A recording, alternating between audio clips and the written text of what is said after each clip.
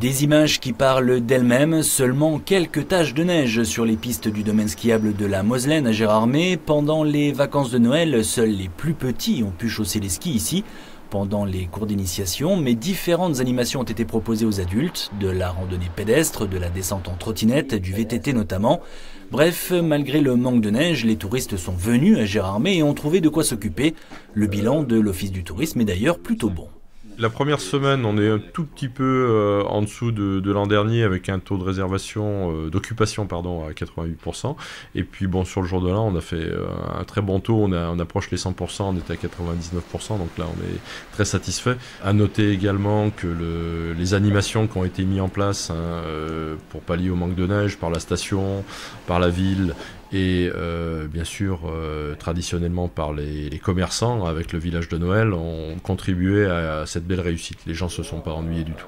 Parce que si la station s'est adaptée en proposant, on l'a dit, d'autres animations, les activités ne manquent pas dans le secteur de Gérardmer. Beaucoup de touristes y viennent d'ailleurs à cette période de l'année, pas forcément pour skier, mais pour profiter de la montagne, avec ou sans neige, et se reposer. Ça peut aller des visites de musées à des ateliers d'artisans, des fabricants de produits régionaux qui sont très nombreux, des pratiques de loisirs d'intérieur aussi. Globalement, on se rend compte qu'il est quand même rare que les gens se retrouvent déçus de ne pas avoir trouvé au moins une activité ou une animation, quelque chose qui leur convienne. Et donc ça, c'est quand même une satisfaction par rapport à tout ça. Finalement, pendant les 15 jours de vacances, l'Office de tourisme a reçu 7000 personnes, soit 15% de plus que l'année passée, 2 tiers de Français environ, mais également des Belges, des Allemands et des Luxembourgeois. La perle des Vosges a toujours la cote, mais les professionnels, bien sûr, espèrent voir arriver enfin le froid et la neige pour les week-ends de janvier et les vacances de février. On reste pour l'instant relativement zen, mais il ne faudrait pas que ça tarde, parce que c'est vrai que là-haut, il est clair que c'est des moments d'attente qui sont un peu difficiles. Voilà. Et pour le moment, pas de neige à l'horizon, peut-être à la fin de la semaine prochaine si l'on en croit certains services météo, mais il est évidemment encore trop tôt pour en être sûr.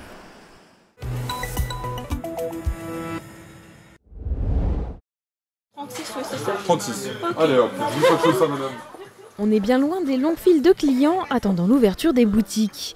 Alors que les soldes d'hiver débutent ce mercredi, les Strasbourgeois ne se bousculent pas dans les magasins. On a tout le temps des promotions, donc forcément les gens sont plus habitués à avoir une seule période, mais à en avoir toute l'année. Il y a moins d'engouement, les gens viennent plus le week-end, mais pas forcément le premier jour des soldes. Installez-vous. Après les fêtes de fin d'année, le budget des clients est aussi plus limité. Les Français devraient dépenser en moyenne 193 €, un budget pratiquement équivalent à l'hiver dernier. Et certains clients savent déjà ce qu'ils veulent. Comme il y avait les ventes privées avant, donc j'ai fait déjà pas mal d'achats. Mais là, c'était juste prévu pour acheter des chaussures. Comme chaque année, des habitués ont tout de même profité du premier jour des soldes pour faire la chasse aux bonnes affaires. Dès le premier jour, oui, ça fait des années que je fais ça, mais bon. Voilà, c'est un rituel presque. Et aujourd'hui, je cherchais une robe pour ma fille et puis finalement, je suis repartie avec une robe pour moi aussi et un manteau. C'est toujours un peu plus compliqué quand les fêtes de Noël sont passées parce que le budget a déjà été pas mal entamé avec Noël, mais on se prévoit toujours un petit quelque chose. Là, j'ai eu ma veste de ski quasiment 100 € moins chère. C'est quand même pas négligeable, surtout pour des étudiants, quoi. C'est intéressant, ça dépend où, mais c'est intéressant. Et puis bon, la première démarque, c'est toujours, on attend toujours la troisième.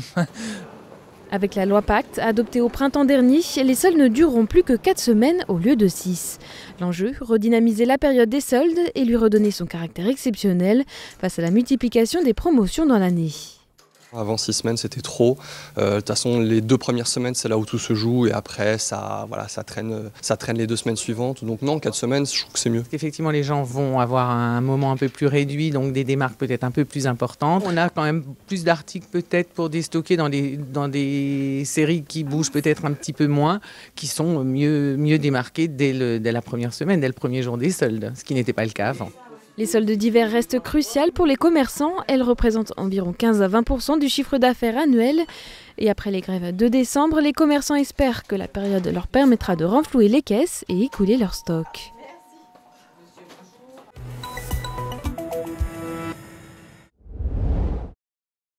Conçue en Allemagne, l'attraction Noisette Express de Nigloland est en cours de montage. Des mois de chantier pour réaliser sur mesure un manège original. 3 millions d'euros d'investissement pour le parc.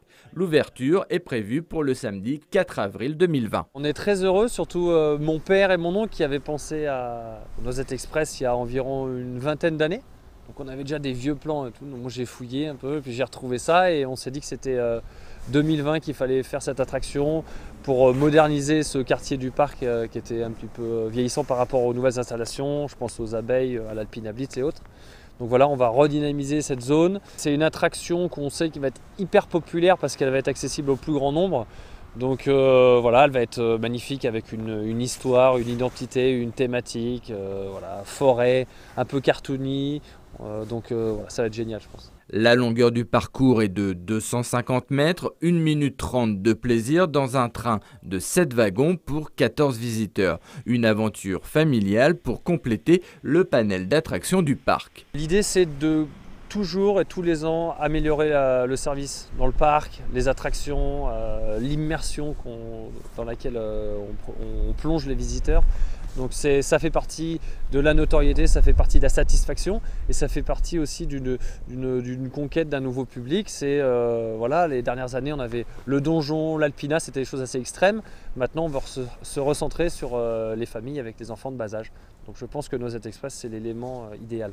Sur le chantier, depuis le début décembre, 4 personnels de Nigloland et un collaborateur allemand, le constructeur de l'attraction, œuvrent au montage. Nous avons mis à peu près une bonne semaine, une semaine et demie pour faire l'assemblage vraiment du rail, comme on peut le voir là maintenant. Maintenant, c'est toute la partie un peu finition, donc toutes les choses qu'on ne voit pas forcément. C'est vraiment tout le serrage complet de l'attraction. Donc là, on a des normes à respecter. Donc ça, on fait ce réglage-là, plus encore montage des freins et des moteurs sur tout le système. Et puis là maintenant, c'est pareil, ce qu'on ne va pas voir, c'est toute l'installation du réseau pneumatique et électrique ainsi que des capteurs sur tout le parcours. Ce grand 8 familial du nom de Noisette Express sera accessible à partir de 90 cm. Un écureuil en sera la mascotte et deviendra sans doute le nouvel ami de Niglo et Niglotte.